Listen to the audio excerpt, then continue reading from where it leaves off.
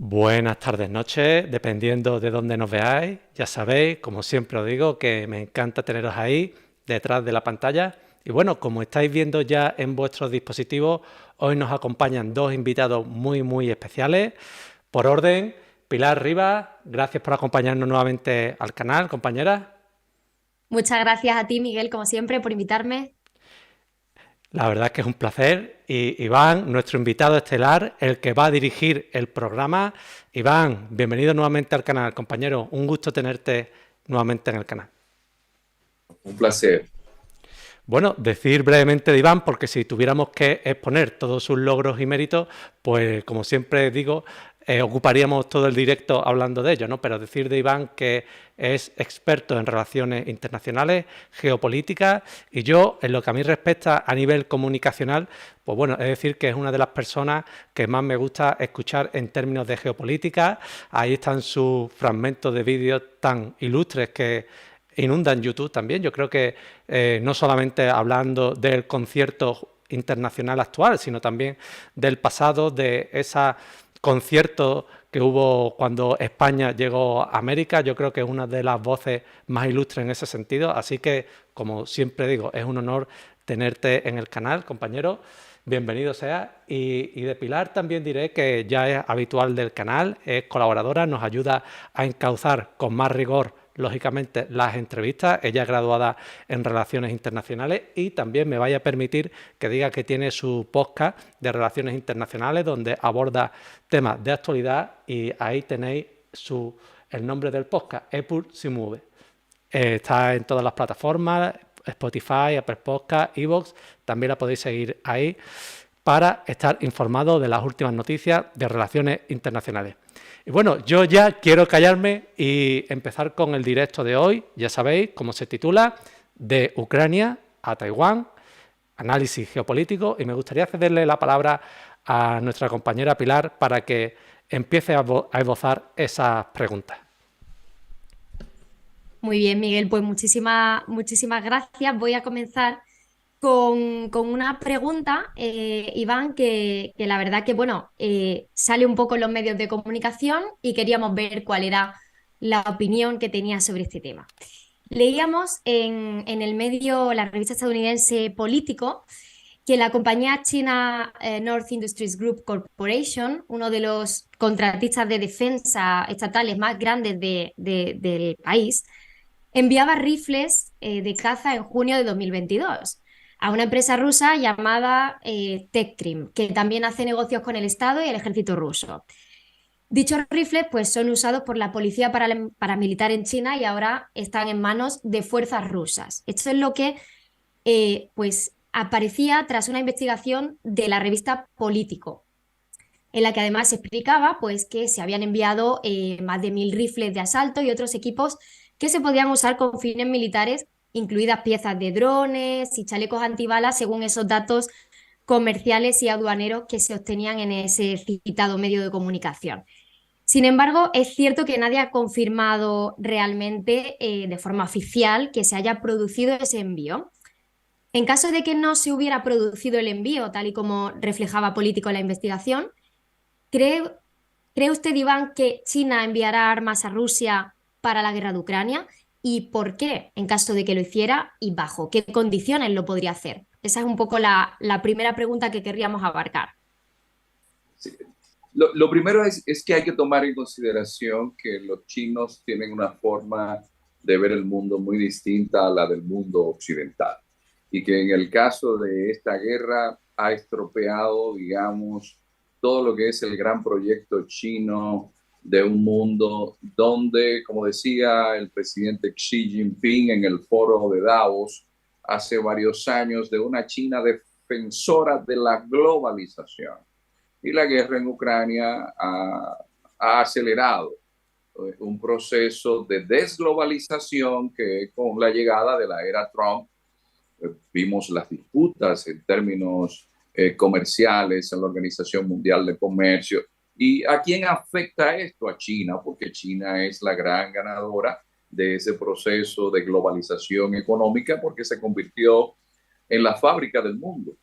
Y nosotros estamos creyendo que China ve con buenos ojos que Rusia haya iniciado la guerra en Ucrania porque ha mantenido una estrategia mediante la cual ahora hay un acercamiento mayor de China hacia Rusia, pero es que no estamos comprendiendo la cosmovisión china, donde si una situación se presentó de tal manera, ¿por qué entonces no tratar de abordarla desde la perspectiva más adecuada a nuestros intereses? Hay algo que nos indica muy bien la forma de los chinos trabajar y es, por ejemplo, no tienen inconvenientes con que usted sea de derecha, que sea de izquierda, que sea del centro. Lo que me interesa es hacer negocios con usted.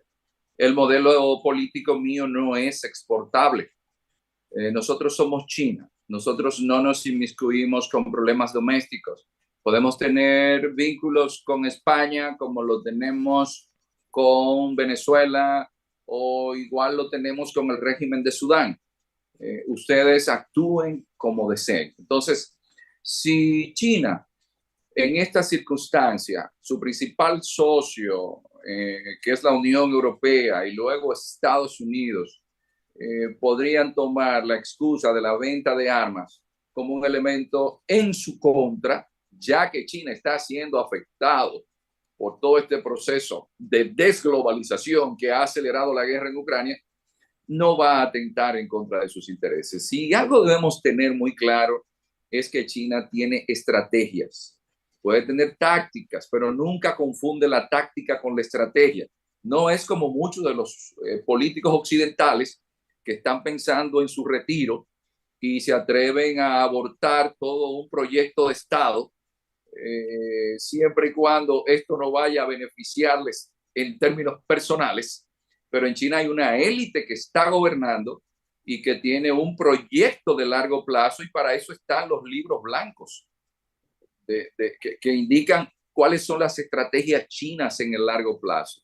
Así que no creemos, y lo decía recientemente el Pentágono, no hay muestras de que China haya dado armas a Rusia, pero yo creo que Rusia, más que armamentos y armas, lo que necesita es el ramal del Yamal 2, como ya lo está construyendo con China, porque le está dando el oxígeno económico que necesita, le está comprando el trigo, le está comprando el tantalio, le está comprando el gas natural, le está comprando el petróleo. Yo creo que esto a final del camino, una Rusia que también es una gran productora de armas, no olvidemos que a pesar del desabastecimiento de armas, porque la verdad es que el complejo militar industrial tiene que estar sonrojado ante tantas ganancias que tiene en estos momentos, porque todo el mundo está vendiendo armas. Pero recordemos que Rusia es uno de los principales exportadores de armas del mundo. Lo que sí Rusia necesita es más dinero, y ese dinero se lo está dando no solamente Rusia, se lo está dando también India. Bueno, yo creo que ha sido muy elocuente esa intervención, ¿no? Yo creo también en el mismo sentido, ¿no? Los grandes perjudicados, entre ellos, ha sido China, ¿no? Con la guerra de Ucrania, porque, como bien anunciabas al principio, esa globalización parece ser que se ha estancado un poco o mucho, ¿no? Pero me gustaría reflejar la posición china ante las críticas que han surgido en torno a su política con Rusia en la guerra de Ucrania. Y es que desde Occidente se le ha criticado con mucho ahínco ese apoyo que, como tú bien decías, Iván, ha sido más que otra cosa económico, ¿no? A mí me gustaría que tú no analizaras esa fortaleza, ese carácter que ha tenido China ante las críticas de Occidente, porque hemos visto como cuando, por ejemplo, Borrell le tiraba de las orejas, para que se me entienda, a China, China ha mostrado carácter y ha dicho, mire, usted, somos un país soberano. Este carácter chino ante las quejas, podemos decir, de Occidente, ¿cómo lo valora? ¿Cómo lo valora, Iván? Lo que sucede es que quizás Occidente ha perdido de vista que tanto China como India, fueron antiguas colonias de Occidente. Y si tengo la fortaleza económica, y evidentemente lo que determina la incidencia de un país en el mundo de las relaciones internacionales es su fortaleza económica, y yo estoy aportando en la actualidad más del 17% del Producto Interno Bruto del planeta, ¿cómo le voy a aceptar a Occidente que venga a enmendarme la plana? Creo que es un asunto de Ubicatex, 500 miligramos que venden aquí en el Caribe, en caso de que no los tengan ese tipo de medicamento allá en Europa, donde es contextualizar a una China que tiene su antecedente imaginario, histórico, de un país que no olvida el pasado y que el presente y el futuro está íntimamente vinculado a lo que ocurrió ayer. Y habla de qué? Del siglo de las humillaciones. ¿Y quiénes humillaron para los chinos su país? Fue Europa, sobre todo los ingleses con la guerra del opio. Entonces, que vaya a Europa a decirles a ellos lo que deben hacer cuando China, desde el lenguaje diplomático, dice: yo no estoy de acuerdo con la guerra en Ucrania y estoy en contra de que ningún país viole la integridad territorial, porque para China eso es peligroso, viendo lo que sucede en el Xinjiang, viendo lo que tienen con el caso de Taiwán. Ahora, yo necesito ser un interlocutor válido como miembro del Consejo de Seguridad. Es decir, es políticamente correcto lo que China dice.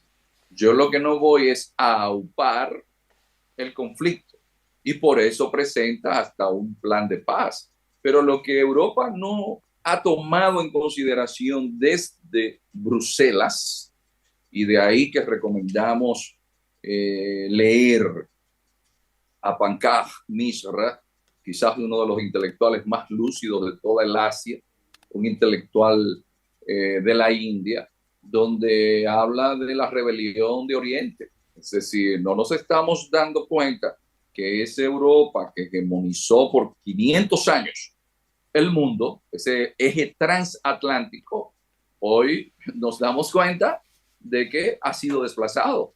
Es decir, Europa debe tomar en consideración que no estamos en el mismo escenario geopolítico de hace 30 o 40 años. Y creo que han perdido las perspectivas con China. Además, si la Unión Europea, como lo planteaban desde hace ya varios años en la Unión Europea, desde Bruselas, que China era un rival estratégico, ¿qué va a hacer el gobierno de Pekín? Va a tomar las providencias del lugar. Y si la Unión Europea, en cierta candidez, porque hay hasta cierta candidez en la lucha geopolítica, y por eso Kaplan, el gran geopolitólogo, decía recientemente que para comprender el mundo de hoy había que leer a Shakespeare. Entonces, es ir a Shakespeare para ver, por ejemplo, en El Mercader de Venecia, el carácter de las pasiones humanas. ¿Y qué es la geopolítica que no sea esa naturaleza reptil y depredadora que tiene el ser humano? Entonces, en el escenario geopolítico en el que nos encontramos, ¿por qué Europa no fortaleció sus instituciones? ¿Por qué Europa no fue más estratégica? Y hoy se da cuenta que, por ejemplo, la Franja y la Ruta de la Seda no es solamente un proyecto económico, sino un gran proyecto geopolítico. O que, por ejemplo, cuando se cometió el error de abandonar a Grecia a su suerte, China vino e hizo la inversión y compró el muelle del Pireo, lo que le ayuda en su estrategia del collar de perlas. No mencionemos que tienen el muelle de Valencia, o que la mitad de las inversiones del puerto de Barcelona, y que tenemos trenes que van desde Yiwu hasta Madrid, cruzando toda el Asia Central, o que llegan a París, o que llegan a Londres, o que estaban en contra de que Reino Unido saliera de la Unión Europea, estaban en contra del Brexit, pero cuando aconteció el Brexit, lo aceptaron y dijeron, seguimos trabajando contigo, Reino Unido, o vamos a olvidar lo que sucedió en Islandia, una crisis económica terrible. ¿Y qué hizo Bruselas? ¿Bruselas miró a Islandia? No, fue China. El presidente de Islandia eh, fue a China y China le dio las facilidades del lugar, y hoy estamos hablando de la geopolítica del Ártico y China está presente en el Ártico, y ahora la ruta que va más del 80% de los combustibles que necesita China, que pasa frente al estrecho de Taiwán, puede ser que el deshelamiento del Ártico le ayude a China subiendo por el Ártico, que le ahorra 10 días. Y ya hicieron la prueba hace poco porque tienen unos arreglos en Finlandia. Entonces, ¿por qué la Unión Europea no estuvo mirando más en el largo plazo? ¿O es que los políticos europeos están pensando solo en las próximas elecciones, no en las futuras generaciones? Porque la geopolítica eso es lo que demuestra. Es una lucha constante. ¿De qué? De intereses. Y están los políticos europeos viendo los intereses de las futuras generaciones de Europa. Bueno, Ahí, yo no sé sí, en sí. Francia o en Alemania, pero aquí desde luego a mí en España me parece que no, ¿no? Pilar. Para nada. Hay totalmente un oportunismo político constante en diferentes asuntos que además son de relevancia estatal e incluso continental en el caso europeo, y que no se abordan o no llega a haber un acuerdo nunca porque no tenemos esa visión estratégica de largo plazo de la que China sí puede presumir de tener, y que por el propio sistema político que tiene también favorece esa continuidad de la élite comunista en el poder, que permite siempre que haya un proyecto que no se desenfoque aunque esté Xi Jinping o esté otro líder a la cabeza. Entonces es algo que yo creo que en Europa pues, se ha dejado ver en numerosas ocasiones, como la que ha podido mencionar a lo largo de tu respuesta, pero sobre todo también me llamaba mucho la atención en el caso de la crisis migratoria. Europa se ha enfrentado a esa realidad en numerosos momentos, y después de tener a países en situaciones límite como la que se encontró Alemania en 2015-2016, no hubo acuerdo, no ha habido todavía a día de hoy una política migratoria con la que haya un control de la situación, que en cualquier momento puede llegar a verse desbordada de nuevo.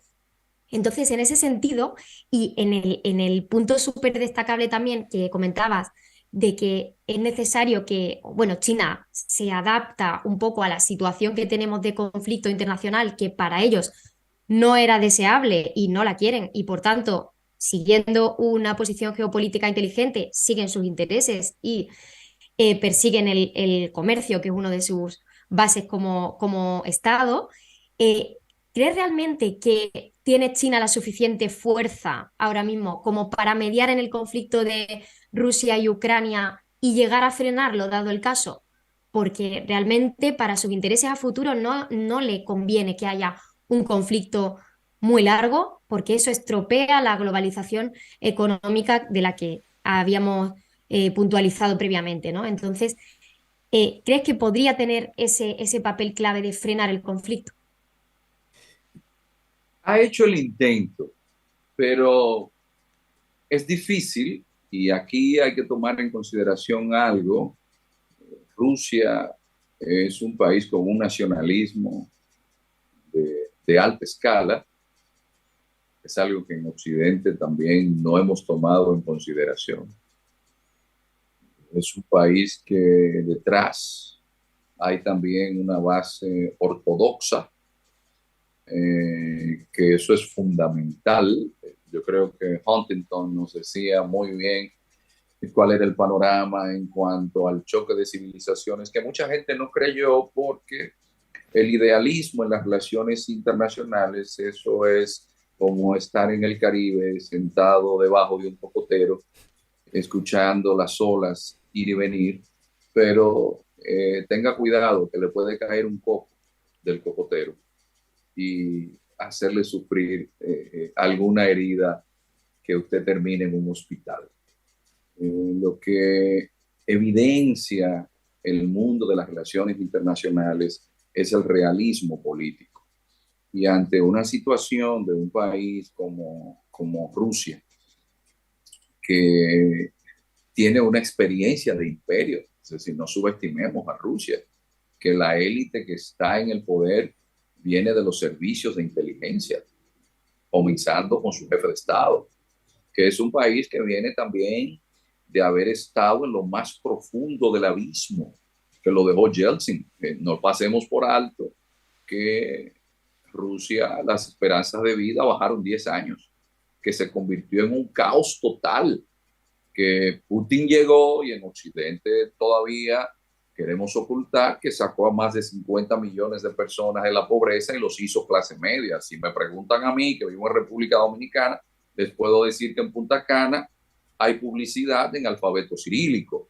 En España parece que quieren olvidar que gran parte de las inversiones que salieron de esa Rusia se fueron al sur de España y que todo el mundo quería que los rusos compraran inmuebles en España.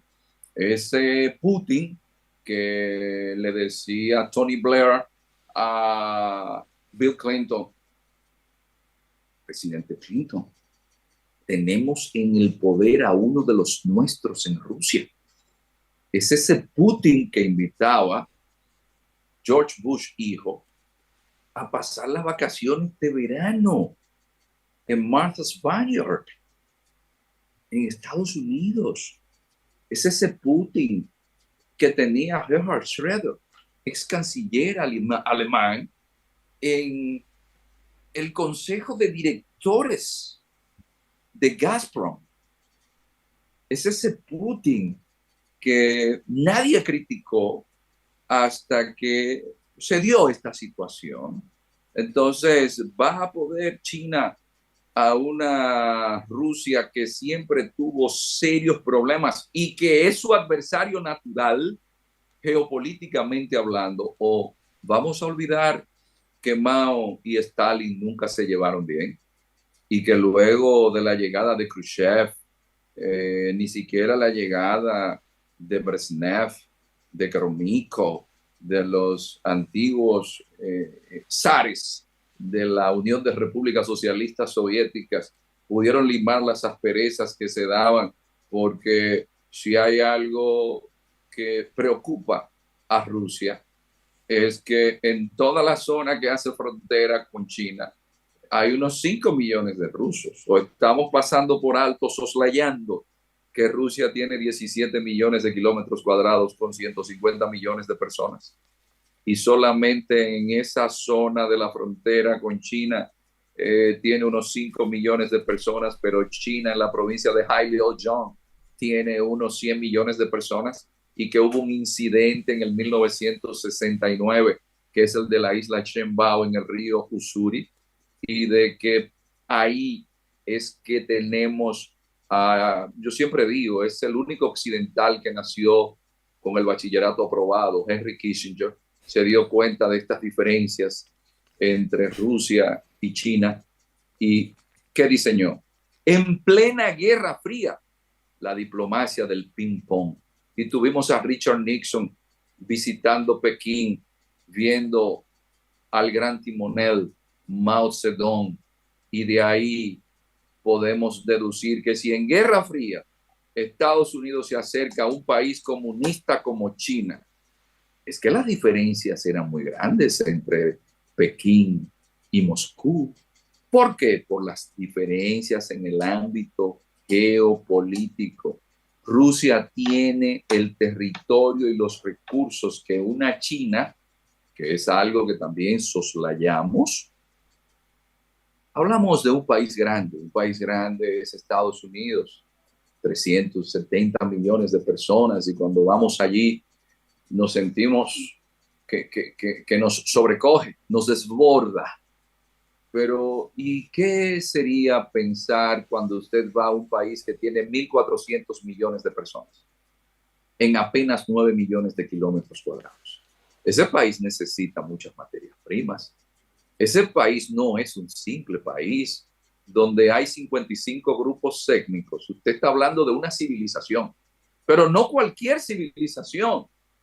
Hagamos un poco de memoria de cuando recibíamos clases de historia de la civilización y vamos a ver que es la civilización que ha tenido un curso ininterrumpido más largo de la historia de la humanidad. La dinastía Qin cae en el 1910, cuando Sun Yat-sen crea la República de China. Eso es equivalente a que el Imperio Romano hubiese colapsado en el 1910, para que en Occidente tengamos una idea.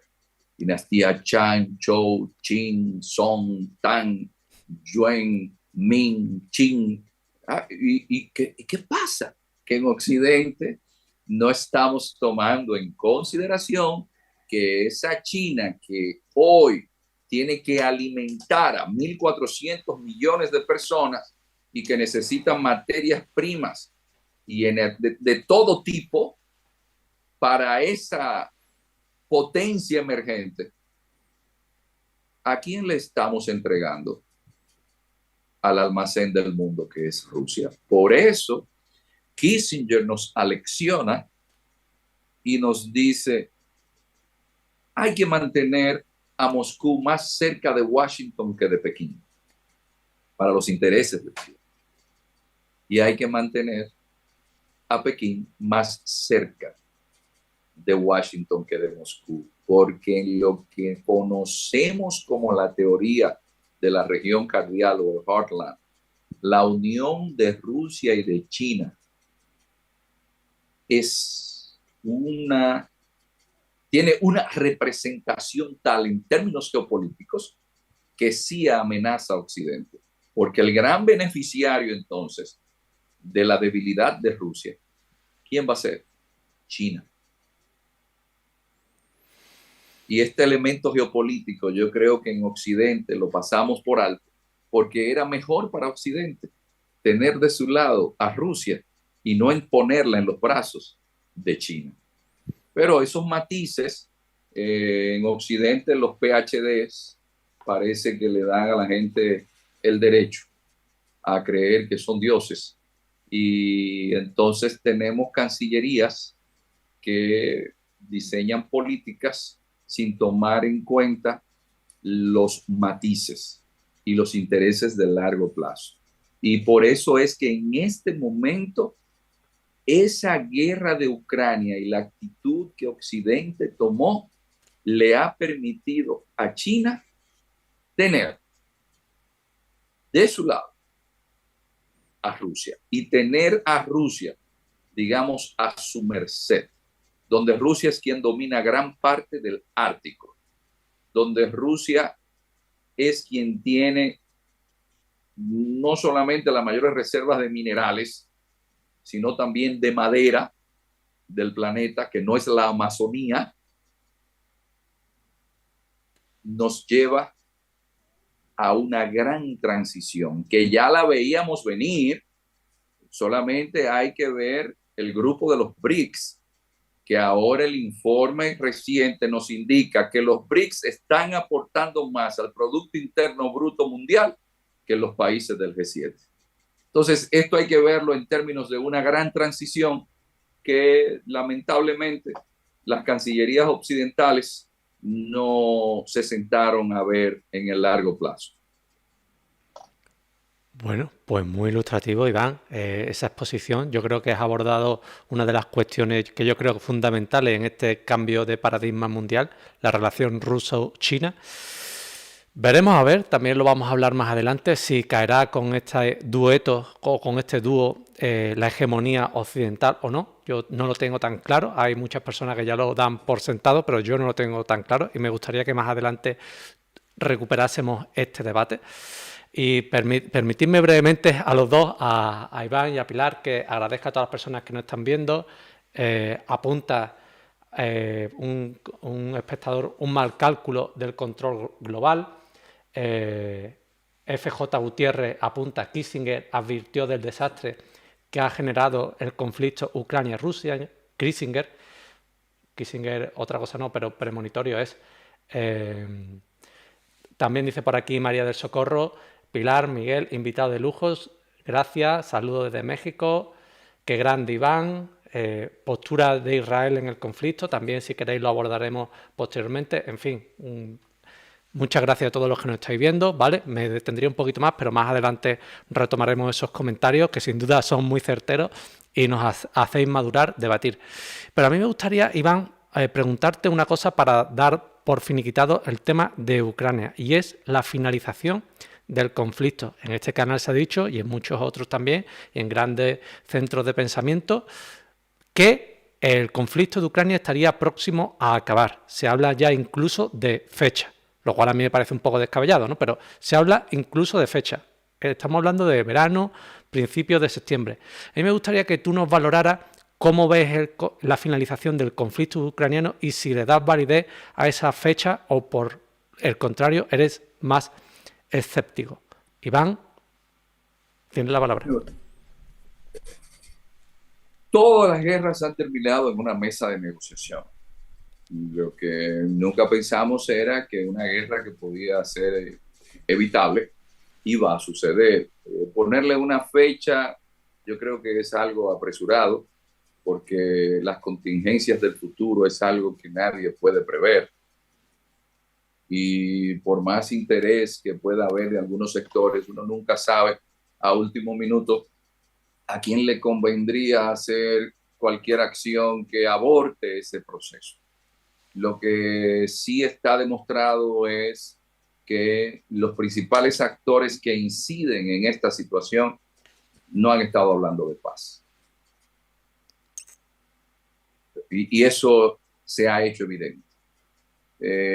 Todos sabemos que cuando se quiere llegar a la solución de un conflicto, y evidentemente no es Kiev quien decide si la guerra va a terminar o no, sino que esto está en Washington, Moscú y Pekín, y después Bruselas, que es un objeto político no identificado, es un ovni en términos de... No, es cierto, es decir, porque no se ponen de acuerdo, solamente hay que ver que von der Leyen va en un rol y en el otro va Macron, y todos sabemos que los países de la Unión Europea ahora en su conjunto tienen menos incidencia que lo que tenían en particular cada uno de esos principales actores hace 40 o 50 años, o quizás menos. Entonces, no creo que podamos ponerle una fecha al final al conflicto, solamente sería esperar. Lo que sí se está evidenciando con el conflicto es la incapacidad de los principales actores de las relaciones internacionales en su compromiso con un mejor planeta. Yo creo que en esto nos han puesto la guerra en Ucrania para que olvidemos los elementos fundamentales que ahora debería estar abordando la agenda mundial. Debe ser vergonzoso para algo que llamamos humanidad, que después de haber salido de una pandemia como la COVID-19 y de la crisis de los contenedores, con los elementos en términos de vidas humanas perdidas, de una inflación que hace más pobre y que hace más angustiante el futuro de la población del planeta, con la crisis migratoria que hay en todo el mundo, que hayamos entrado en una guerra como la de Ucrania, sin tomar en consideración esos temas, más la urgencia del cambio climático, más la urgencia de atender al crimen transnacional, que tenemos una epidemia, por ejemplo, a mí me dio mucha pena estar en Filadelfia y ver que en Estados Unidos están muriendo o murieron el año pasado más de 106.500 personas por sobredosis de droga. Cómo el fentanilo se está llevando a toda una juventud. O que hay una crisis tal dentro de un país que es paradigmático y que todos queremos, como Estados Unidos, donde hay más tiroteos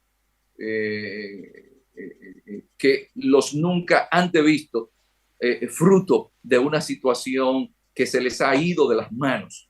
Entonces, ¿por qué esa élite de los países que están en el Consejo de Seguridad no han podido ponerse de acuerdo para terminar no solamente la guerra de Ucrania, sino que haya sido China, que haya acercado a Arabia Saudita y a Irán para hacer un alto al fuego en una guerra que nadie estaba viendo hacia allá, pero que 3 millones de niños estaban siendo afectados en su alimentación, como Yemen, porque no vemos las guerras que hay, los conflictos inacabados en el África también. ¿Y qué nos pasa? Se nota que la élite política internacional está más deshumanizada. Y yo creo que nosotros que pertenecemos a ese mundo que no es tan importante, ya lo decía un rector de una universidad Liga Hiedra de los Estados Unidos, que me ahorro el nombre porque sigue siendo asesor de grandes políticos a nivel mundial. Y él decía que los que somos del sur era mejor que todos esos residuos que merman la calidad de vida, era mejor traerlos a esta zona y que sale más barato que muera alguien del sur global a los 40, 45 años que alguien que se ha invertido con más asiduidad en elementos educativos en Europa, y que tomemos en consideración que no todos los ciudadanos somos iguales y que en este caso hay que mantener las guerras, que en este caso hay ciudadanos de primera, hay ciudadanos de segunda, y esta gente parece que nunca va a ser afectada por estos conflictos. Y si hay una crisis como la crisis bancaria que vimos recientemente en Estados Unidos o como la que sucedió en el 2008, ellos nunca van a ser afectados. Entonces aquí lo que debemos ver es un problema de gobernanza global, de hasta dónde la élite política mundial se ha deshumanizado y estamos teniendo más de 25.000 muertos diarios por hambre. Es una cifra que no se nos dice. Estamos viendo una gran cantidad de desplazados alrededor del mundo con conflictos bélicos que las armas las venden los países en vías de desarrollo, los países desarrollados. Entonces yo creo que estamos en una etapa donde desgraciadamente el ser humano está contando poco.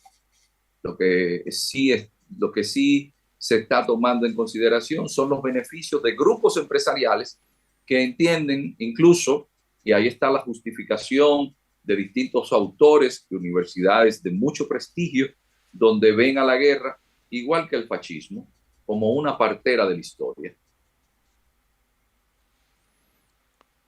Bueno, pues muy elocuente tu intervención, Iván, y yo también estoy muy de acuerdo, ¿no? Parece que el ser humano importa poco, ¿no? Importa poco y nos ponemos muy de vez en cuando en la posición del prójimo, quizás cuando tenemos que buscar su bolsillo, ¿no? Pero cuando tenemos que buscar su bienestar, nos ponemos poco en su lugar. No sé si quieres... Sobre todo ahí también, Miguel y Iván, como comentabais, se introduce un factor que yo creo que sucede en todos los aspectos y que es propio y natural del ser humano como tal, que es preocuparse de lo cercano únicamente.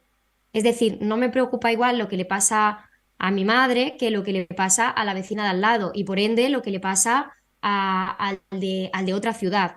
Y si eso lo expandimos a nivel global, evidentemente, claro, un europeo se siente muchísimo más afectado por lo que está sucediendo a un ucraniano de lo que le puede estar sucediendo a un yemení.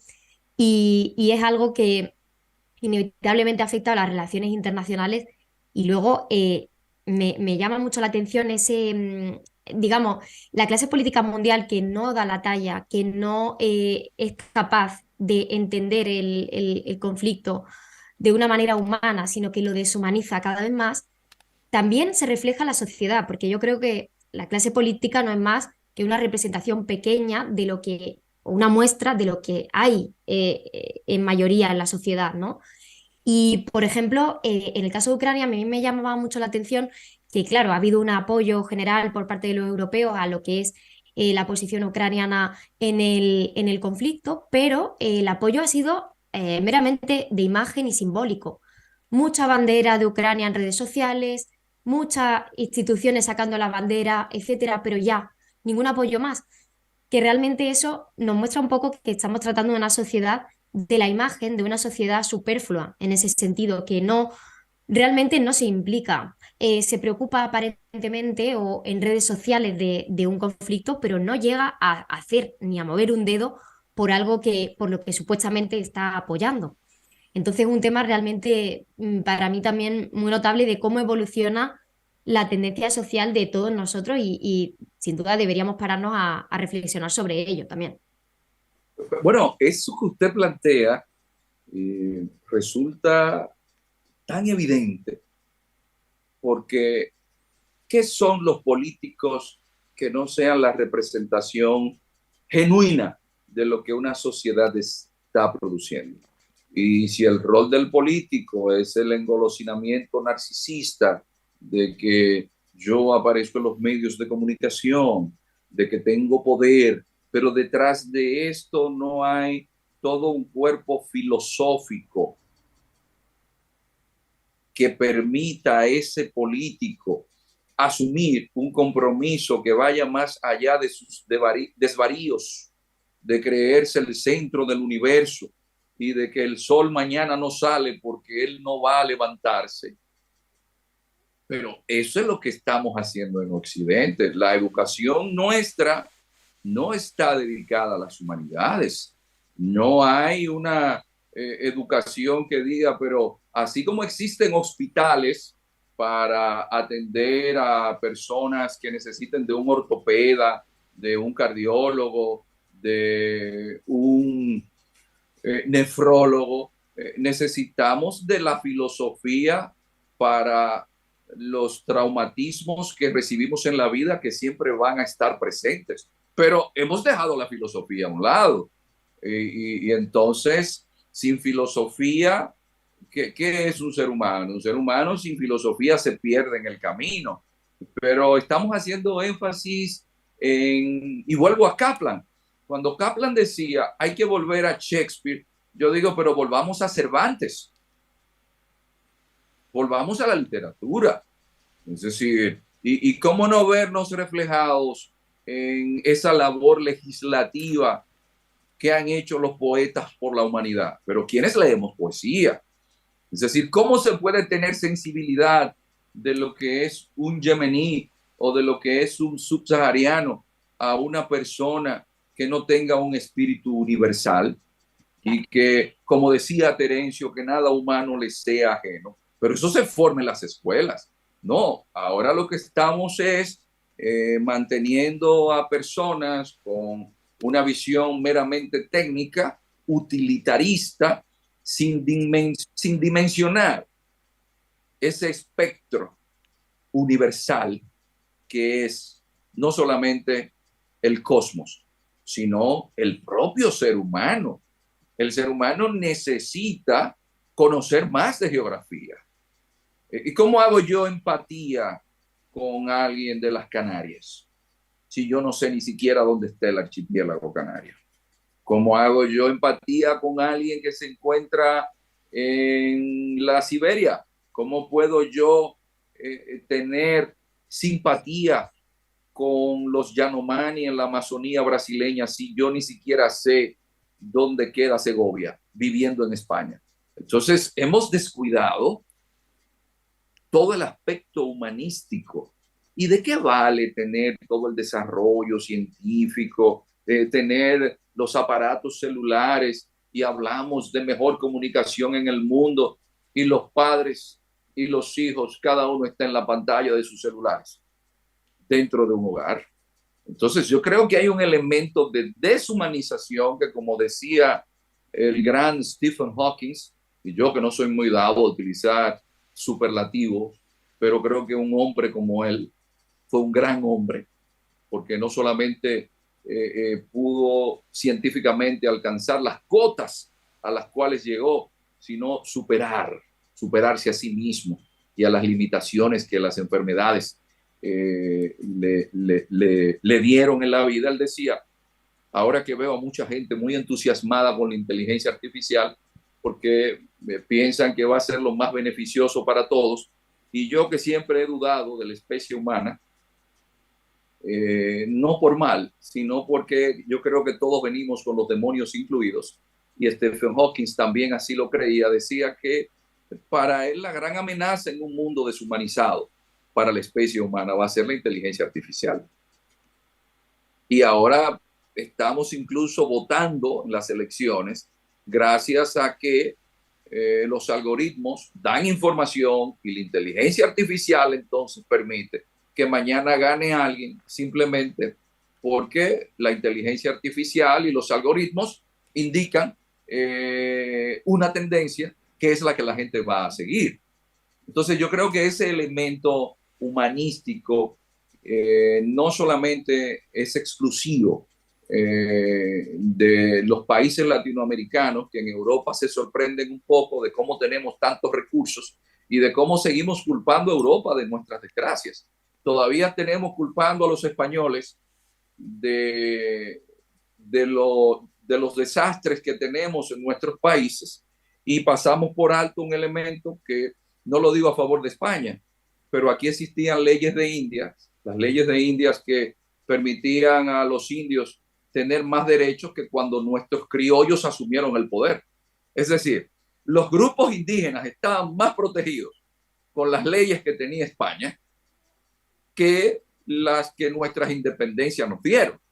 Entonces estamos buscando culpables de falencias nuestras en sociedades que son violentas. Para darles un ejemplo, en Brasil mueren más de 40,000 personas, 25, a veces las cifras van de 25 a 40,000 personas por la criminalidad que provocan dos grandes grupos criminales. Si vemos México, es algo que se les ha ido de las manos. Venezuela también. Casi todos nuestros países tienen problemas de criminalidad, pero América Latina tiene una tasa de desigualdad más grande que la que hay en África. Y somos ricos. Entonces, ese elemento de las élites políticas, y que lo vemos reflejado en América Latina, que no es un tema de derecha, porque la derecha ha gobernado todo el tiempo en Colombia, y en Colombia se toma de 3 a 4 generaciones salir de la pobreza. Y si vemos el caso de muchos países que se han ido por la línea izquierdista, han sido tan o más corruptos que la propia derecha. Es un problema de una clase política que tenga sobre todo algo de humanismo, que comprenda, que haga el ejercicio de la empatía con sociedades más justas y equitativas. Y para eso no se necesita ir a la Sorbona, ni ser egresado de Columbia, ni de Yale, ni de Stanford.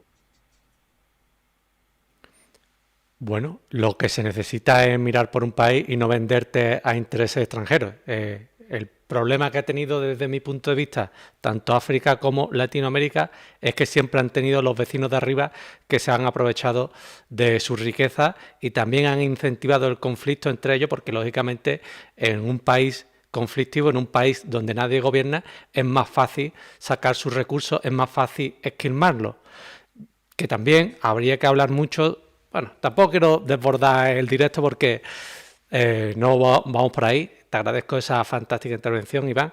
Y me gustaría hacerte una pregunta que nadie es adivino, pero como conocedor de las relaciones internacionales, tu opinión nos interesa y seguro que es más certera que la que podamos tener nosotros. Y es el tema de un inminente conflicto en Taiwán.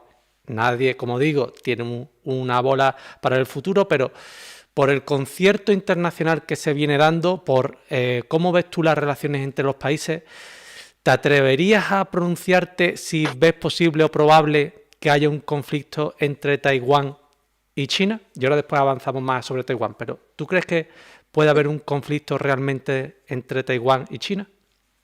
No creo que pase de ahí. Eh, de nuevo, la cosmovisión china. ¿Quién es el principal inversionista extranjero en China? Taiwán. ¿Quién le garantiza a China la industria del automóvil eléctrico, de sus teléfonos Huawei? Se puede alcanzar la competitividad sin tener los chips que se producen en Taiwán. Se va a dar China el lujo de atacar a su principal inversor extranjero, donde una buena parte de esa población sigue siendo Han, o pasamos revista y recordamos que el Kuomintang de Chiang Kai-shek y luego Chiang Ching-kuo y luego Lee Teng-hui y después llegó Chen Shui-bian, que era del PDP, Partido Democrático Progresista, que es un partido más nacionalista, pero que llega nuevamente al poder el Kuomintang con Ma Ying-jeou, y Ma Ying-jeou llegó a tener excelentes vínculos con Pekín, que más de 2 millones de taiwaneses viven en China y que muchas de las empresas tecnológicas que comenzaron a ayudar a China en ese crecimiento económico eran de Taiwán, que son chinos Han, que las desavenencias con Taiwán vinieron a partir de la llegada al poder de Tsai Ing-wen, y que fue la llamada de Donald Trump a Tsai Ing-wen lo que trajo cierta disrupción en esas relaciones con Pekín, y que, por ejemplo, a pesar de todo lo que escuchamos en los medios, los países que han roto relaciones diplomáticas con Taiwán lo hacen bajo el marco de que existe una sola China. ¿Y quién aceptó el principio de una sola China? Lo aceptó Estados Unidos. Estados Unidos incluso invitó a Deng Xiaoping en la administración Carter a una visita oficial a la Casa Blanca y a visitar Texas también, con todo ese carisma que tenía Deng. Pasamos entonces revista y nos damos cuenta que Salvador Allende era el principal promotor de las relaciones con la China de Mao, y que cuando le dan el golpe de Estado en el 11 de septiembre de 1973, China no rompió los vínculos con la dictadura militar de Pinochet, y hoy sigue siendo China uno de los principales, el principal socio comercial de Chile, y que ese vínculo de esas relaciones diplomáticas vinieron dadas después que Estados Unidos sacó a Taiwán del Consejo de Seguridad. Pero en algo que se llama ambigüedad estratégica, Estados Unidos tiene una ley que se llama The Taiwan Act, y es una ley que prevé la defensa de Taiwán en caso de Taiwán ser atacado.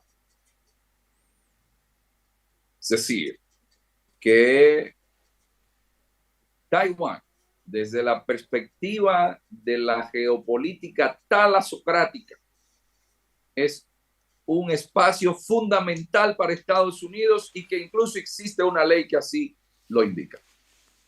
Y Estados Unidos no va a dejar de defender a Taiwán. Entonces, no estamos tomando en cuenta que Japón tiene diferencias históricas con China, o que la alianza AUKUS nos da otra perspectiva de lo que son las disputas en ese nuevo centro del mundo, como ya se está hablando, que se movió hacia el Pacífico, o que, ejemplo, Vietnam es un país comunista, pero todos hemos visto las películas de Hollywood con relación a la guerra de Estados Unidos con Vietnam, pero ¿con quién hace Vietnam ejercicios militares? Lo hace es con Estados Unidos, de cara a protegerse de China, que muchos occidentales desconocen, que China hegemonizó a Vietnam por 900 años y que cuando Pol Pot, para los amigos que no lo conocen, fue alguien que eliminó a todos los intelectuales de Camboya y se dio el lujo de hacer un genocidio. Pol Pot tuvo el apoyo tanto de China como de Estados Unidos y Vietnam tuvo que invadir Camboya. Es decir, que las relaciones en esa zona no son tan armónicas como pudiera pensarse. Y si seguimos viendo, por ejemplo, Corea tiene sus diferencias por las islas Dokdo, Takeshima, pero Estados Unidos tiene bases militares en Corea. Es decir, tiene bases militares en Yokosuka, Japón. Y una de las bases militares más importantes de Estados Unidos es una isla que perteneció a España, que hoy se le llama la isla de Guam, y que en los tiempos de Magallanes y de Juan Sebastián Elcano se le llamó la isla de los ladrones. Es decir, Estados Unidos tiene también bases militares en las islas Filipinas, que se llaman Filipinas por Felipe II, el hijo de Carlos V del Sacro Imperio Romano Germánico, el hijo de Carlos V con Isabel de Portugal.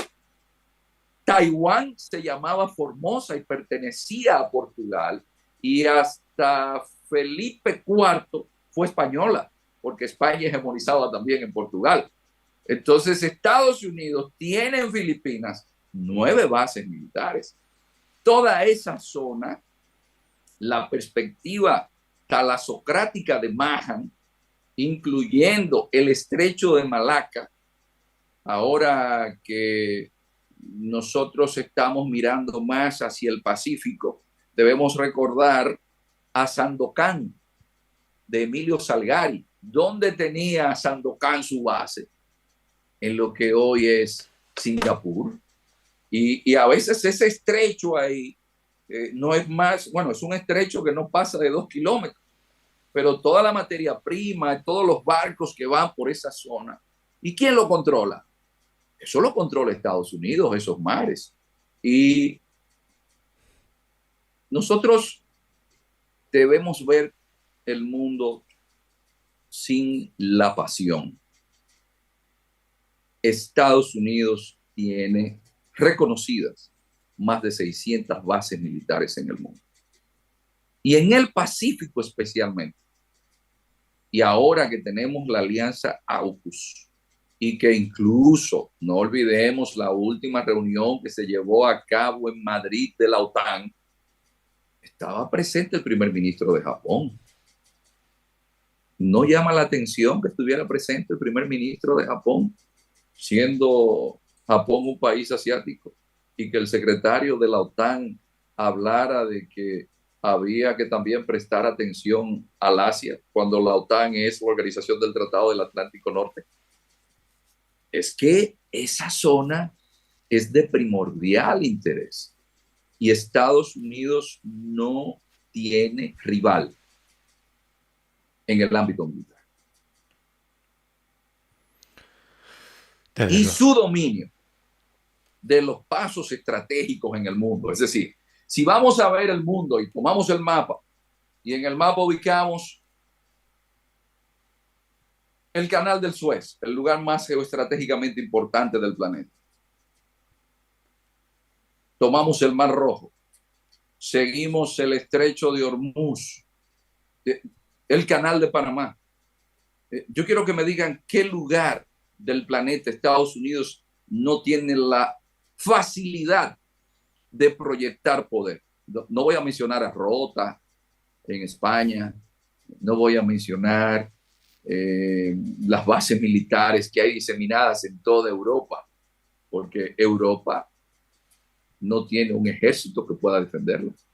Europa depende de la OTAN, y la OTAN, podemos dejar al lado el eufemismo, pero la OTAN depende de Estados Unidos. No ha existido en la historia de la humanidad una potencia con mayor proyección de poder que Estados Unidos. Y eso es indiscutible. Y tecnológicamente hablando, es la principal potencia y lo seguirá siendo. Bueno, Iván, certeras palabras y veremos a ver dónde acaba. Yo por eso desconfío mucho en que no termine Taiwán siendo un conflicto grande, porque claro, esa potencia militar yo dudo de que se tenga simplemente de adorno, ¿no? Cuando la tiene es porque hay atisbos de poder usarla, ¿no? Entonces, pero bueno, hablaremos más tarde un poquillo todo sobre ello. Y Pilar, no sé si querías hacer alguna consideración también. A mí la verdad que me ha encantado esa exposición, Iván, de todas las muestras de poder que tiene Estados Unidos en la zona de Asia, que ahí especialmente hay también una rivalidad tremenda en el mar de China, que siempre hay conflictos y presencia norteamericana importante porque a Estados Unidos le importa mucho, mucho lo que sucede allí y no puede dejar de estar presente. En ese sentido, continuando también con todo lo que nos indicabas del tema de Taiwán, a mí me gustaría ver, y enlazando con lo previo que hemos comentado de Ucrania, cómo puede afectar o en qué sentido el conflicto ucraniano puede tener relación con la cuestión taiwanesa. Es decir, qué lecciones podemos extraer de la guerra de Ucrania para el caso taiwanés y cómo podría ser un símil en cierta manera. Bueno, Taiwán no es Ucrania. Inmediatamente haya cualquier movimiento de parte de China hacia Taiwán, se disparan las alarmas. Y Estados Unidos tiene la forma de responder rápidamente. Y Taiwán tiene una orografía, que eso es importante, que se le hace difícil a cualquier país invadirlo. Eso es importante también. Debemos ir pensando en el mundo del siglo XXI, a los jóvenes que pasan por alto la geografía, que hay que tomar en consideración cuál es la orografía de un país. Ucrania es un país llano, Taiwán no. Hay unas cuantas playas que son las que permiten un mejor acceso a Ucrania y a Taiwán, y esas playas están protegidas. Taiwán hace tiempo que está recibiendo misiles de parte de Estados Unidos. Taiwán tiene un ejército en reserva de más de 1 millón de personas. No sería un hueso fácil de roer. Y como decía anteriormente, Estados Unidos tiene bases militares, en Guam tiene bases militares, en Japón, y bueno, solamente hay que ver que hay unas islas en disputas que está involucrado Taiwán, China y Japón, que son las islas de Aoyu o Senkaku, que Taiwán queda muy cerca también de Japón. Así que es un elemento a tomar en consideración. Taiwán no es Ucrania. Además, para Estados Unidos, Taiwán es fundamental también por los chips. Es decir, Taiwán, de ser un país pobre, en el año 1963 la República Dominicana era más rica que Taiwán, exportaba más que Taiwán. Pero hicieron un proyecto de país y hoy Taiwán es uno de los países más estratégicos del mundo, y sobre todo es que pensaron en el largo plazo y ustedes van a ver que Taiwán es hoy uno de los principales países del tablero mundial, aunque no sea reconocido. Incluso China le permitía a Taiwán en la Organización Mundial de Comercio estar representada como el Taipei chino, para que veamos la importancia de Taiwán. Entonces, cuando usted tiene un país con gente preparada estratégicamente en lo que son las tecnologías, hay una película de dibujos animados que se llama El Capitán Nemo. Eso se desarrolló en el Parque Biotecnológico de Pingdong, que queda al sur de Taiwán. Y la gente dice, ¿qué pasó con Taiwán? No, es que Taiwán desarrolló biotecnología y muchos países del mundo, sus semillas para vegetales, para productos agrícolas, la compran en Taiwán. No es solamente chips. Es decir, Taiwán invirtió estratégicamente en una educación productiva.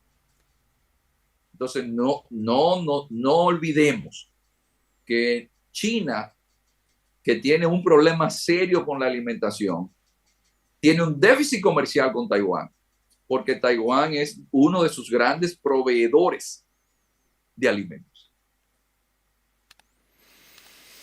Bueno, pues certera esas palabras y Iván, a mí me gustaría preguntarte lo siguiente. Yo tengo mi opinión, creo que todo el mundo tiene la suya particular, pero claro, aquí estamos para que nos dé la tuya, que además es más válida incluso también históricamente, ¿no? Por cuanto conoces del tema, has vivido allí, etcétera, etcétera, etcétera. Taiwán, ¿podemos considerarlo históricamente como un país independiente? Y también me gustaría añadir lo siguiente. En caso de que consideráramos que no es un país independiente, sino que de alguna forma pertenece a China, en caso de que Taiwán votara democráticamente, etcétera, etcétera, etcétera, su soberanía independiente a la China, ¿sería esa decisión válida en el concierto internacional? ¿Qué opina? Lo primero es partir de que Naciones Unidas no la reconocería. Estados Unidos no la reconocería. La Unión Europea no la reconocería. Lo que sí la comunidad internacional acepta es el status quo, el orden actual. Y los chinos, en esa concepción que tienen del tiempo, no tendrían prisa en esperar a que pasen 30, 40 años, 50 años, que en Occidente pensaríamos que es mucho, pero para ellos no sería mucho. Sí entiendo que podría quizás haber una diferencia porque en el 2049 es muy posible que los líderes chinos les gustaría, con motivo del centenario de la revolución, tener a toda China cohesionada. Y quizás eso podría acelerar el proceso. Pero recordemos que en todo el mundo se respeta el principio de una sola China. Y creo que eso es fundamental. Y usted puede declararse independiente, pero un asunto es que usted se crea independiente y otra es que la comunidad internacional así lo acepte. Bueno, pues no sé si Pilar quiere añadir algo más, pero a mí me ha quedado, la verdad es que bastante claro el asunto. Veremos a ver, ¿no? De hecho, en ese sentido, el reconocimiento internacional no es un requisito para ser considerado un Estado, pero aunque no lo sea, es básico, porque si en tus relaciones internacionales los países con los que estás tratando no te reconocen, realmente no existen, no tienes esa categoría, con lo cual hay que también tener en cuenta ese punto tan relevante del reconocimiento internacional como factor a tomar en cuenta en las relaciones con el resto del mundo. Aquí además algo muy complejo que es la propia clasificación o cómo categorizamos a Taiwán, que ahora mismo está en un limbo, ¿no? Realmente. Y por lo que nos comenta Iván, que yo también soy bastante de acuerdo, parece ser que la comunidad internacional tampoco va a apostar porque cambie, ni queremos que el status quo llegue a otra situación, porque en principio no es fácil tampoco una situación en la cual fuese Taiwán un país independiente, porque ya saltaríamos de ese principio de una sola China que nos indicabas y que estoy totalmente de acuerdo que en el fondo todo el mundo piensa eso. Usted se puede declarar independiente, pero cuando se requiera un encuentro con la Organización Mundial de Salud, a Taiwán le pasa que necesita un permiso de China. Si Claro. China no da el visto bueno, Taiwán no ingresa. Por ejemplo, ustedes que están en Europa y los amigos que nos ven desde Sudamérica, es como que usted tenga un buen equipo de fútbol, pero la FIFA no le reconoce.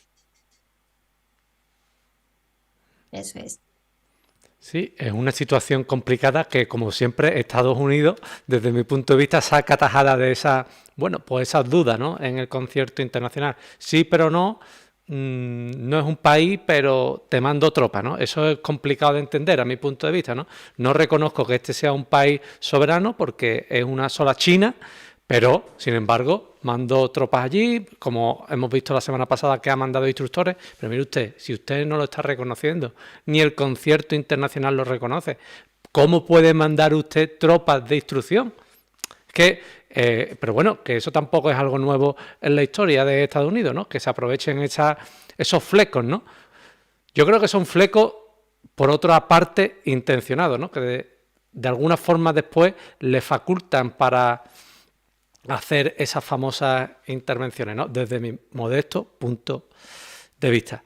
Y bueno, Iván, a mí también me gustaría pasar al siguiente tema, que es el tema de la multipolaridad. Se ha hablado largo y tendido en este y en otros canales. No me gustaría abordar mucho ese asunto, pero sí que me gustaría hacer una precisión. ¿Tú crees que la multipolaridad es ya segura o crees que de alguna forma Occidente puede poner el freno de mano y conseguir revertirla hacia el modelo que tenemos ahora unipolar? ¿Qué consideras, Iván? No, yo creo que a Occidente se le hizo tarde, porque incluso dentro de su propia esfera descuidó actores importantes, como lo mencionaba, el caso de Grecia, el caso de Hungría, que vemos el caso de los Balcanes, la presencia china en los Balcanes. O vemos el caso, por ejemplo, de América Latina, donde a través de España, Europa tiene un puente envidiable, digamos así. Sin embargo, no solamente se desplazó a la Unión Europea, sino que China desplazó a Estados Unidos. Por eso la visita de Lula a China tiene mucho que ver, porque ahora China tiene un banco que no lo está presidiendo un chino, lo está presidiendo la expresidente de Brasil, Dilma Rousseff, y es un banco que compite con una estructura que nació del orden de la Segunda Guerra Mundial, de Bretton Woods, que es la estructura del Banco Mundial y del Fondo Monetario Internacional, porque ese banco está compitiendo con el Fondo Monetario Internacional y con el Banco Mundial, y en el caso de la región de América Latina, con el Banco Interamericano de Desarrollo. Los elementos geoestratégicos importantes, Occidente los pasó por alto. Entonces, una Rusia que acaba de anunciar que condona la deuda que tenían los países del África, donde hay países del África que en su bandera tienen una Kalashnikov, porque Europa, algunos países parece que olvidan la colonización surgida del Congreso de Berlín, donde en una reunión de agencias inmobiliarias tenían unos lotes en el África que había que repartirse y que luego dividieron esos países sin importar los grupos étnicos y generaron situaciones como la del rey Leopoldo en la República Democrática del Congo, donde el genocidio, según las cifras más conservadoras, sobrepasó los 2 millones de personas. Algunos hablan de 10.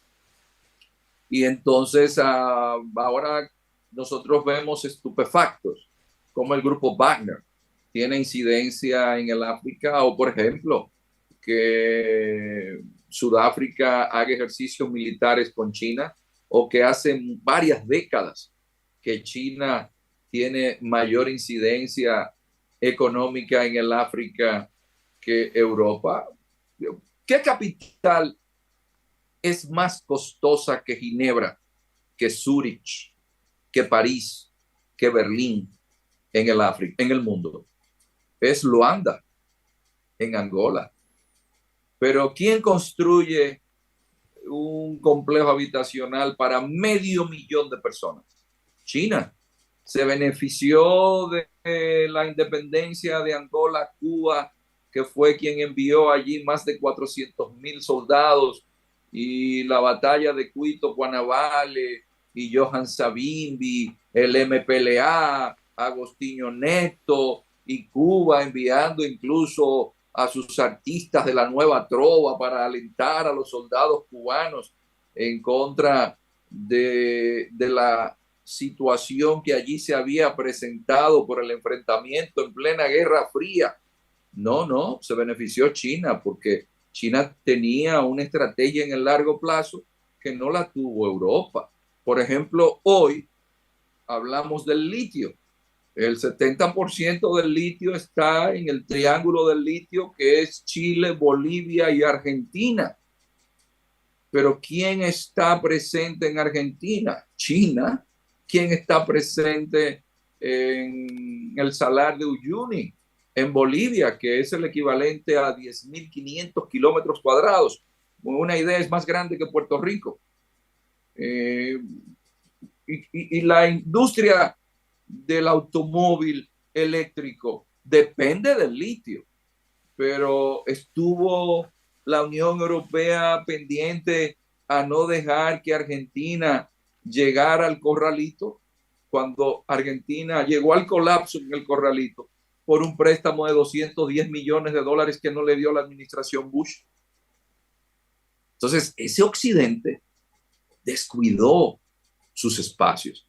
Y hay una ley en física, y quizás no hemos aprendido ni de la física ni de la química, y es que el espacio que usted deja libre, otro lo ocupa. Y en la química, que si aquello que le dio éxito, usted lo abandonó, desgraciadamente, si usted cambió la fórmula, no le va a dar el mismo resultado. Y Occidente perdió de vista elementos que le permitieron ser atractivos a nivel global y que le permitieron hegemonizar por 500 años. Y uno de esos elementos, a pesar de que ahora quieran muchos renegar de él, es el cristianismo, porque Occidente no se puede entender sin el cristianismo. Y otro elemento más es la filosofía griega, y después le sigue el derecho romano. Y Occidente, lamentablemente, en esa actitud que da siempre lo que en geopolítica conocemos como hibris o ubris, la desmesura, esa arrogancia, descuidamos esos valores, incluso con el proselitismo que implicaba el cristianismo, que ahora se abrió un espacio por donde el Islam se ha ido colando y teniendo incidencia, incluyendo en América Latina, que son países que son tradicionalmente cristianos. Y ese proselitismo, yo recuerdo de niño que venían misioneros a mi país, como llegaban a Haití, construían escuelas, daban educación, se preocupaban por construir hospitales. Uno de los hospitales oftalmológicos de mayor distinción en el mundo, porque forman médicos de más de 150 países. Recuerdo que el primer kurdo que lo conocí fue aquí en mi país, en ese hospital que se llama Doctor Elías Santana, y lo pongo como ejemplo porque fue creado por misioneros cristianos que tenían gente desde el Kurdistán hasta las islas del Pacífico, como podría ser Fiji o Vanuatu. Pero ¿qué hicieron esos cristianos? Se replegaron. Ese espíritu proselitista, ¿quiénes lo tienen hoy? Se ve reflejado en Haití. La confraternidad de hermanos musulmanes de Elijah Mohammed. Es decir, que en Haití, después del terremoto, los cristianos abandonaron el escenario y el Islam ha dicho presente. Los indios purépechas en San Cristóbal de las Casas, en México, ahora son musulmanes, muchos de ellos, porque el cristianismo olvidó esos elementos. Y nosotros en el mundo occidental nos hemos olvidado de que el cristianismo, con las reformas protestantes, dio un sentido laico al Estado, donde la paz de Westfalia buscaba sociedades, aunque sea como un referente, porque eso es utópico, pero el mundo necesita utopías. Ese occidente tuvo procesos históricos que le llevaron a derechos humanos, permitieron a las mujeres liberarse de ese yugo ancestral, pero Occidente ha seguido el sentido de la justicia, de la equidad. Tenemos que hacernos esa pregunta. ¿En qué hemos estado en Occidente? Engolosinados en nuestro bienestar material, muy cómodos, sin ni siquiera pensar en defender lo que hemos alcanzado como civilización. ¿Estamos dispuestos los occidentales a sacrificarnos por mantener un espacio de incidencia en el ámbito geopolítico global? ¿Vamos nosotros los occidentales con jóvenes, con vocabularios reducidos que no les permiten abstracción en el pensamiento, a competir con un muchacho asiático que lo tienen casi como un robot estudiando? Con la ecología del pensamiento que están teniendo los jóvenes en nuestros países occidentales, o sumergidos en el mundo de las drogas, ¿vamos a competir científicamente o teniendo la civilización del espectáculo, donde los referentes nuestros son esos deportistas, y después cuando llega una crisis como la de la COVID, nos damos cuenta que un científico en España gana menos que lo que gana un futbolista de uno de sus equipos de primera división en toda su vida, lo que gana alguien en un año? Es decir, ese occidente que nos vende modelos de triunfo vinculados solamente a la farándula, al goce, donde la gente no está dispuesta a sacrificarse, donde la visión es solamente hedonista y donde las reivindicaciones por las cuales deberíamos estar luchando, que es salud, educación, seguridad, no son las prioridades. Bueno. Por mi parte, Iván, no puedo estar más de acuerdo con las afirmaciones que hacías. De hecho, a mí una de las cosas que más me llama la atención es que Occidente tiene una tendencia, y Europa especialmente, a la fustigación de su pasado por todo lo que ha hecho, a culparse por todos los errores, o errores que hoy se interpretan como tal, pero que en otro momento no fueron así interpretados.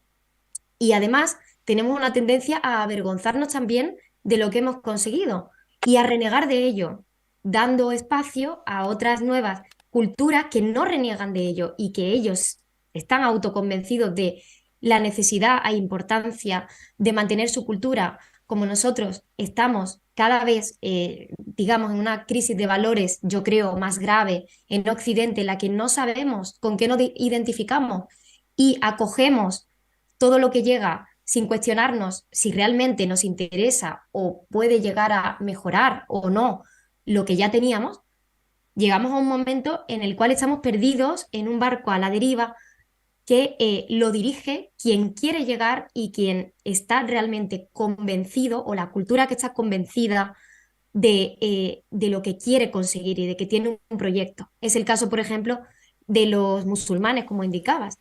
Si ellos sí que están convencidos a nivel religioso o a nivel cultural de lo que quieren conseguir y del proyecto que tienen, y Occidente con el cristianismo en ese sentido no lo defiende y tampoco lo tiene claro, sucede que al final en un barco a la deriva pues te orienta quien sí que lo tiene súper claro, ¿no?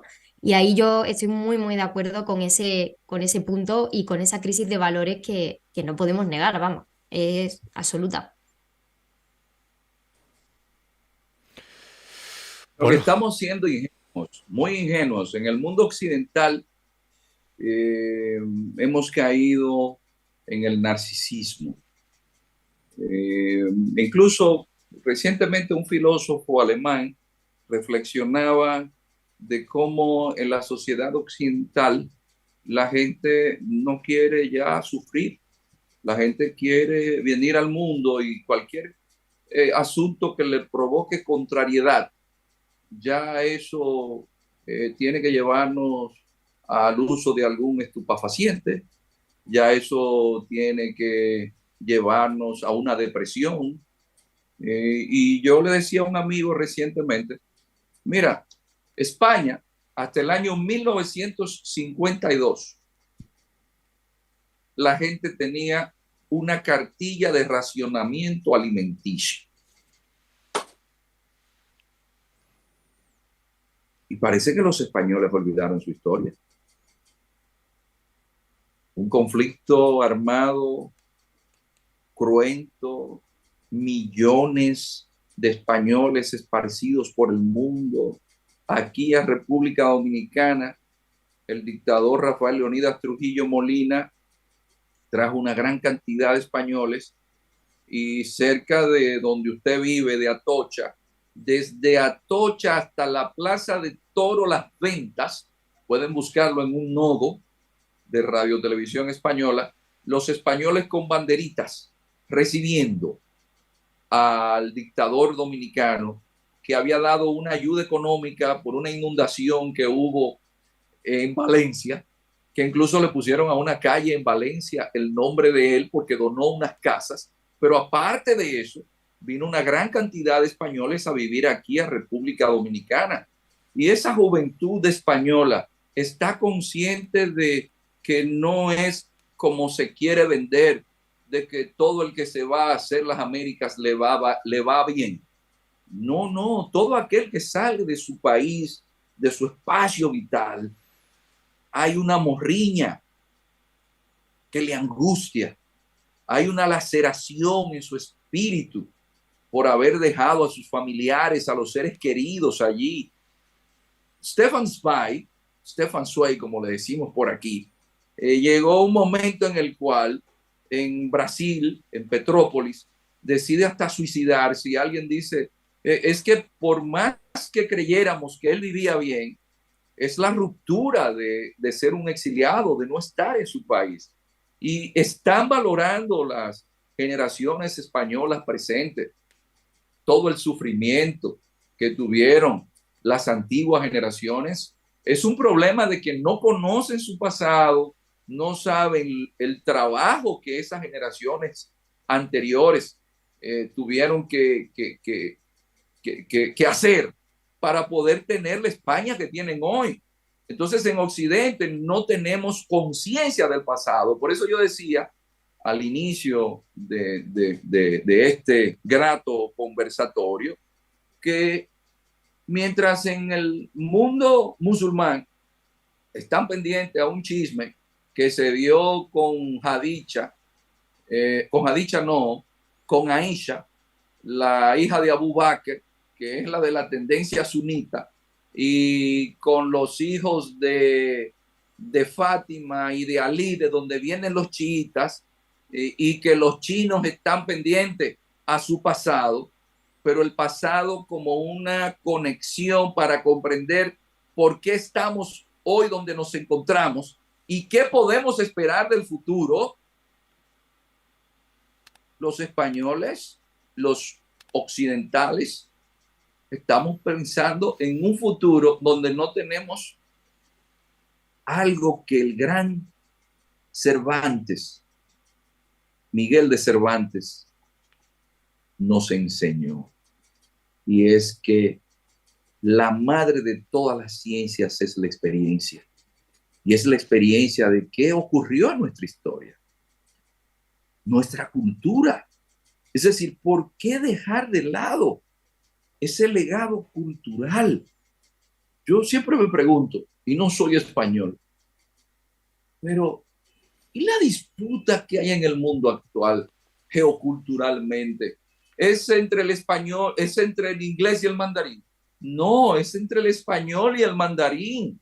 Usted toma Estados Unidos y va a Carolina del Norte, va a Chicago, va a Nueva York, por no decirle Nuevo México, que hasta 1920 no había un estudiante que hablara inglés.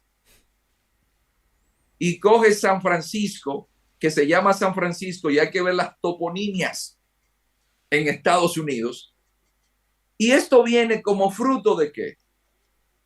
De que la reina Isabel la Católica desarrolló una directriz tal de que esos indígenas eran vasallos igual que los de Castilla, y que de ahí viene incluso el ius gentium, el derecho de gentes, y de ahí vienen entonces los derechos humanos, y de ahí viene que el indio, que hasta el siglo XIX tenía a los Estados Unidos en jaque, el indio Jerónimo, se llamaba Jerónimo porque había sido bautizado por los frailes españoles, porque todavía en Estados Unidos en el siglo XXI, en las tribus apaches, en su élite, hay una tradición de hablar el español, porque el español fue un idioma que llegó al Pacífico y dejó una base en el idioma chamorro,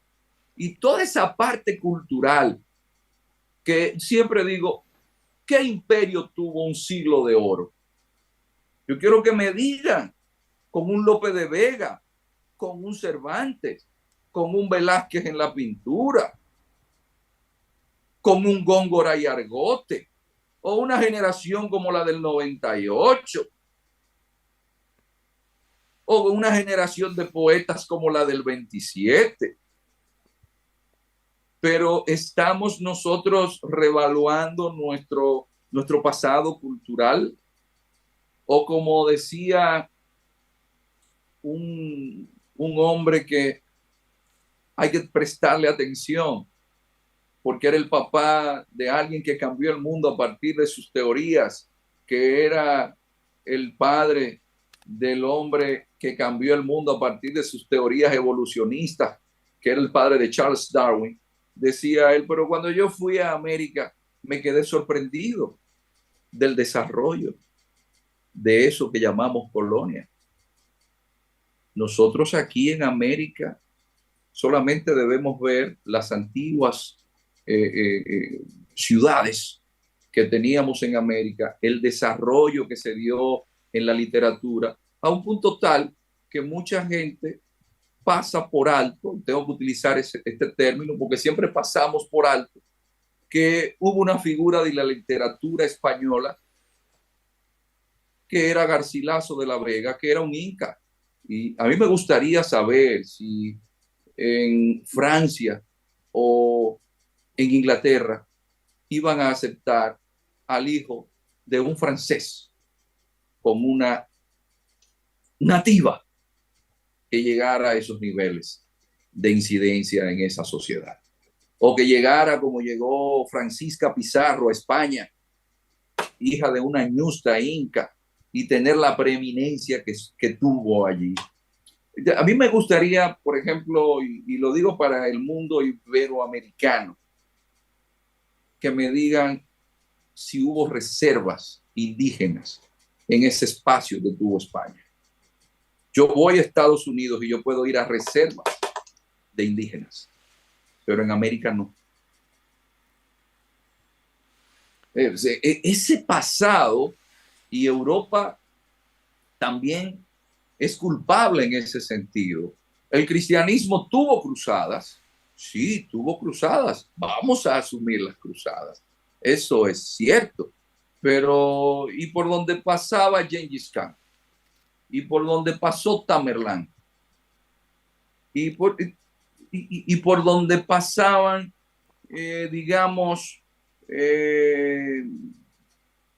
cualquiera de esas tribus que en su momento se abrieron un espacio en la humanidad?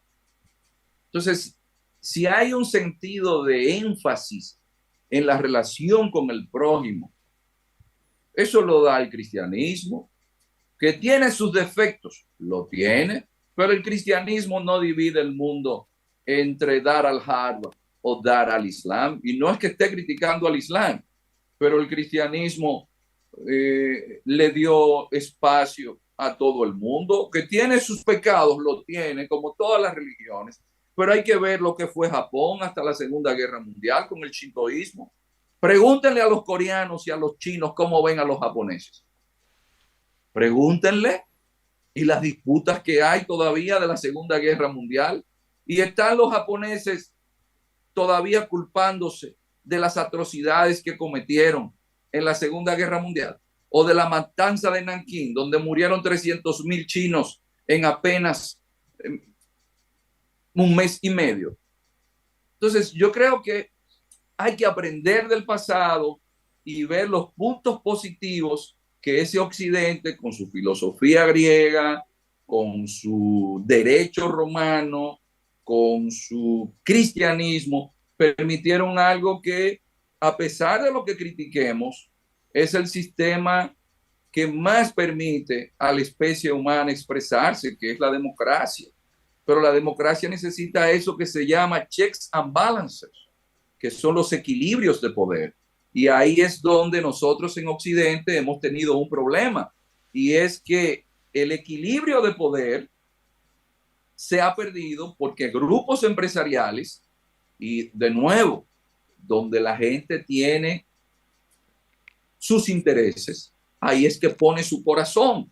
Entonces, si usted deja que los empresarios coopten los partidos políticos y que sean los representantes de los partidos políticos los que estén en los partidos y que luego sean los que gobiernen, ¿qué va a suceder? Que no van a representar el interés de los ciudadanos.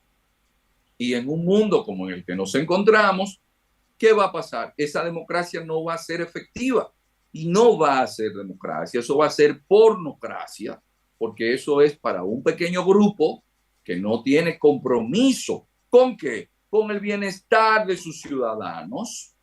Y eso es lo que ha sucedido. Pero los principales culpables de que la democracia se haya desacreditado somos nosotros mismos. Para mí, un hombre que fue un gran demócrata y que incluso me ayudó a reivindicar un poco el pasado español, porque él criticaba que en Estados Unidos desconocían la incidencia de los españoles, que es John Fitzgerald Kennedy. Kennedy decía que, señores, compatriotas, vamos a dejar de preguntar qué puede nuestro país hacer por nosotros y vamos nosotros a preguntarnos qué podemos hacer por nuestro país. Porque es que la democracia es algo en construcción con el compromiso de cada uno de los ciudadanos. Y la mayoría de nosotros en democracia hacemos poco aporte para que esa democracia sea efectiva, comenzando porque no participamos en la actividad política. Y esto me recuerda al profesor Antonio Remiro Brotos, que es el internacionalista clásico por excelencia, español, catedrático emérito de la Universidad Autónoma de Madrid, que en una reflexión que me hizo, me decía, investígame de dónde surge la democracia.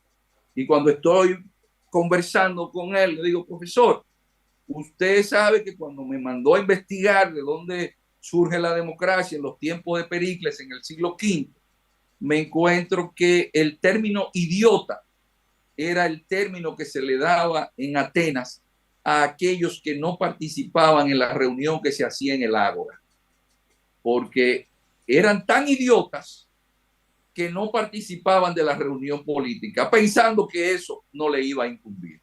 Y si hay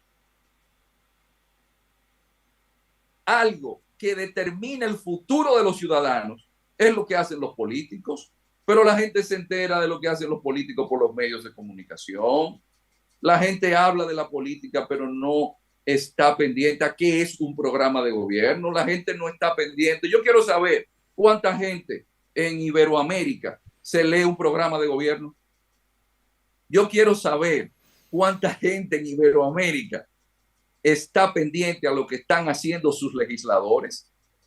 ¿Y cuánta gente en Iberoamérica que critica a los políticos se decide por hacerse un espacio en la política y hacerla mejor? Porque la democracia es una construcción de la ciudadanía. Y es muy bueno estar criticando a los políticos sin nosotros tomar acciones para mejorar la política. Y ese ha sido el error de Occidente, de darlo todo por construido y no darnos cuenta, en un ejemplo ya para terminar, que uno como hombre de campo aprende de la sabiduría de los más viejos.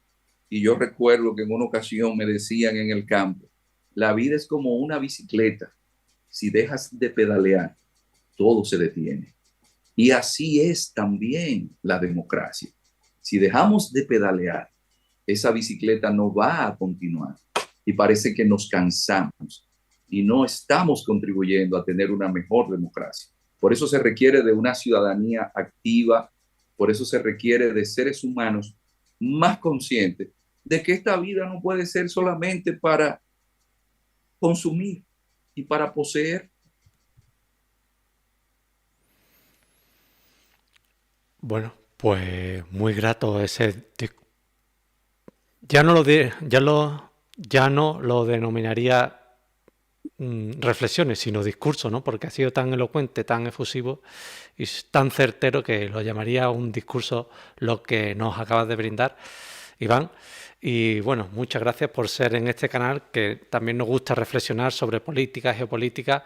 Aquí, por lo menos, en este espacio, y lo estoy viendo en el chat, pues nos gusta la reflexión, nos gusta el debate, y hoy has contribuido enormemente a que crezcamos en intelecto, no, pero sí en capacidad crítica. Pues el intelecto yo creo que tiene que ser uno, cuando escucha esas palabras, la mente, las puertas de la mente, como decían, se abre de dentro, ¿no? Y hoy tú has tocado un poquito más en esa puerta para que después nosotros, en nuestro espíritu crítico, terminemos de abrir esas puertas de la mente. Y a mí veo que hay muchas preguntas por aquí, hay palabras de cariño, hacían alusión a que por qué no te presentas a presidente de la República Dominicana, que eres una enciclopedia andante, también señalaban. Bueno, palabras de cariño, porque la verdad es que ha sido una clase magistral. Y a mí veo que hay muchas preguntas, pero bueno, os prometo algún día todo el chat que haremos nada más que un preguntas y respuestas para que nos quedemos satisfechos de que podáis participar más, ¿vale? Pero bueno, veo que también ha habido debate por el chat. Yo a los dos, a Pilar y a Iván, me gustaría que terminarais, primero Pilar y después Iván, con unas últimas reflexiones para poner la guinda al pastel, metafóricamente hablando, que ha sido este directo. Así que, compañeros, Pilar primero, Iván después, somos todo oídos para que nos brindéis esas últimas reflexiones. Bueno, pues gracias, Miguel. Yo lo que querría primeramente es agradecerte también a ti, Iván, esa clase magistral. Si pudiera me la tatuaría porque veo que hace mucha falta ese tipo de reflexiones, ese tipo de conocimiento, no solo a nivel social, sino también a nivel académico en las aulas, en las universidades, que a veces yo creo que incluso entre los propios profesores se ha llegado a perder ese espíritu crítico y el buscar un poco más abajo de dónde venimos y hacia dónde vamos. Yo creo que quien olvida sus raíces está condenado al fracaso porque realmente no entiende y no sabe hacia dónde va. Hay que tener un proyecto, es algo que en un inicio de esa interesante clase magistral nos indicabas con el caso de China y que yo creo que también pasa con todo el continente asiático, con países como Corea del Sur, con países como Japón, Singapur, etcétera, demuestran tener un proyecto y demuestran tener algo que decir a nivel estratégico y no solo a nivel táctico.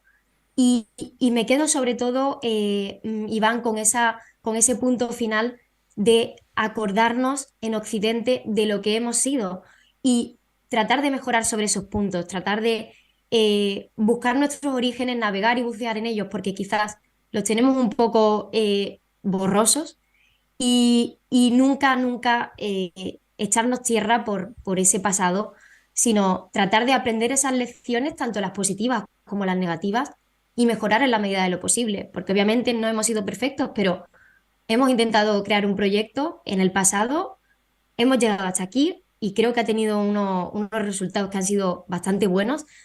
Vamos a intentar seguir construyendo sobre esa base de humanismo, sobre esa base también de globalismo, de entender al otro, de empatizar, de no cerrarnos a ver y entender otras culturas y otras formas de pensar. Y por supuesto, como individuos también elegir la que nos parece más adecuada para la forma de afrontar nuestra propia vida, ¿no?